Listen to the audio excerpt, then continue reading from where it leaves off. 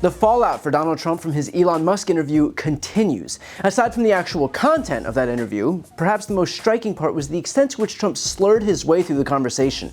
At one point, both Daffy Duck and dentures were trending on Twitter, and so obviously embarrassed, Donald Trump took to Truth Social, writing, "My conversation with Elon last night was heard by a record audience, and it was really something special, as Elon himself is very special, and I thank him for such a strong endorsement. Unfortunately, because of the complexity of modern-day equipment and cell phone technology, my voice was, in certain areas, somewhat different and strange. Therefore, we have put out an actual and perfect recording of the conversation. Enjoy." Ah, yes, the complexity of modern-day equipment. As you all know, when you use the complicated machinery that is an iPhone, clearly we all sound like we have lisps and are slurring. Clearly we all sound that way. Every time I take a phone call, no one can understand me because of the quote-unquote complexity of modern-day equipment. Got it. Notice too how he's so insecure that he has to couch his explanation in a compliment to himself. Our interview was heard by a record audience.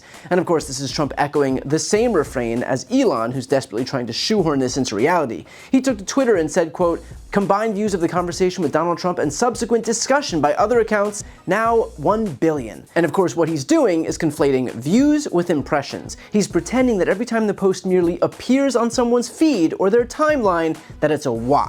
It's not. It's an impression. Elon knows that, Trump knows that, but they'd rather lie to themselves to make themselves feel good than adhere to any semblance of reality. Because, of course. What Trump can't get over is that every time he shoves himself in front of the American people to rescue his sinking campaign, he only does more damage to himself. Here's what the coverage of Trump's bizarre phone call Twitter Spaces interview actually looks like. The former president's words were extremely slurred as he phoned in from Mar-a-Lago in front of a flattering painting of himself.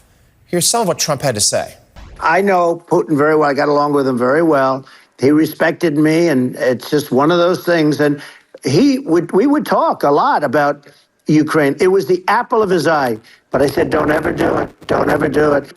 You can't do it, Vladimir. You do it, it's going to be a bad day. You cannot do it. And I told him things that what I do, and he said, no way. And I said, way. Right now, it is a stark difference, Gene Robinson, where we're seeing footage night after night of the vice president and her running mate having these raucous, joyful rallies. People are laughing. People are smiling. They're dancing to Beyonce before she takes the stage. Trump, on the other hand, is this. It was a 2 hours. I mean, he was a little more controlled in his rhetoric last night than he has been on the rally stage. At times, he seemed to sort of slur his words a little bit. But he, you could see here, there with the portrait behind him. But he painted a very dark, dystopic picture of America.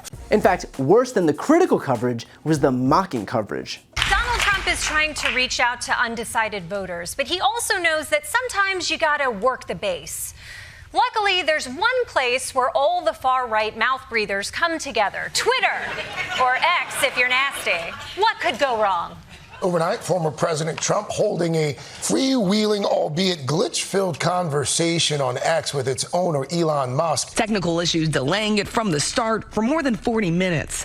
Musk blaming a so-called denial of service attack, saying the massive attack illustrates there's a lot of opposition to people just hearing what President Trump has to say, though he provided no evidence of such a cyber attack. I think it's pretty obvious at this point. This is the deep state. That's right. Only the deep state could make Elon Musk's website suck. Just like they're to blame for making his cars look like a DeLorean whose mom smoked during pregnancy. But if there's a deep state trying to silence Donald Trump, you suck at your job, okay? Because he is the opposite of silent. There is no one more unsilent than Donald Trump right now. Hey, deep state, look at me. Look at me. Do better. Do better.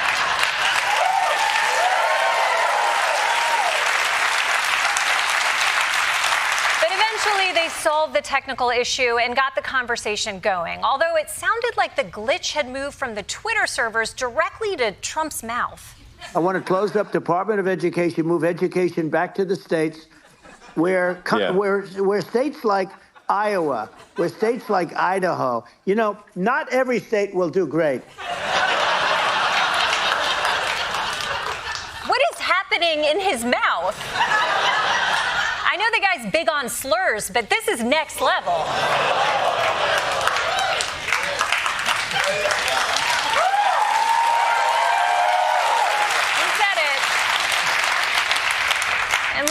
his speech was distracting, but did Sylvester Trump over here just say that he wants to close the Department of Education?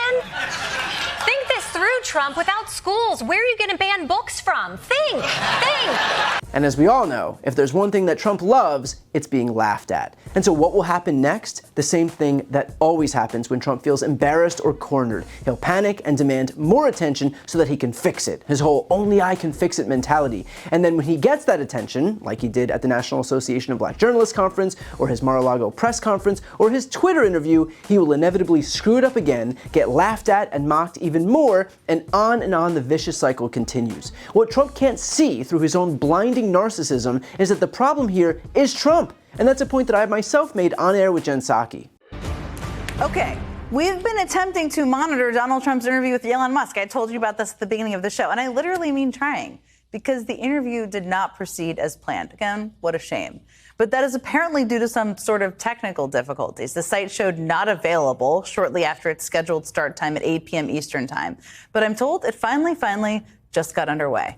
Our friend Brian Tyler Cohen has been tracking this for us. He's a YouTube star, one of the best communicators out there, an MSNBC contributor, and the author of the new book, surely will be a bestseller, Shameless Republicans, Deliberate Dysfunction and the Battle to Preserve Democracy.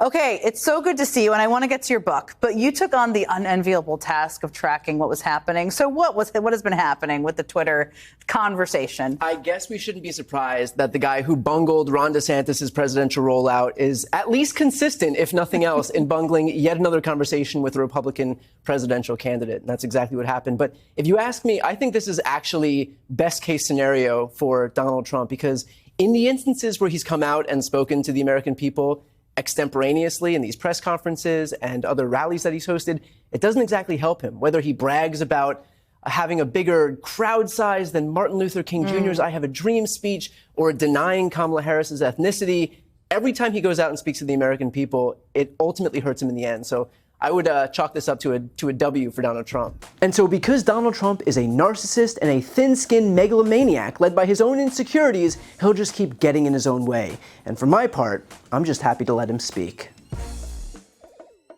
I've got a really exciting announcement. I've written a book. It's called Shameless. This book explores how Republicans have exploited their historical branding while attacking our democracy, how the media has proven itself a willful participant, and how Democrats can learn from this to rebalance the political scales and save our democracy.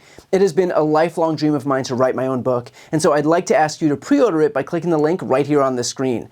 And if you buy within this pre-order period, your book is going to come with a signed nameplate. As you know, I've never had a single sponsor on my channel. I don't ask for money or anything like that. But if you're looking for a way to support me, this is hands down the best way to do it. So again, follow the link right here on the screen, and thank you from the bottom of my heart for pre-ordering Shameless. And as always, make sure to subscribe to see more of my content.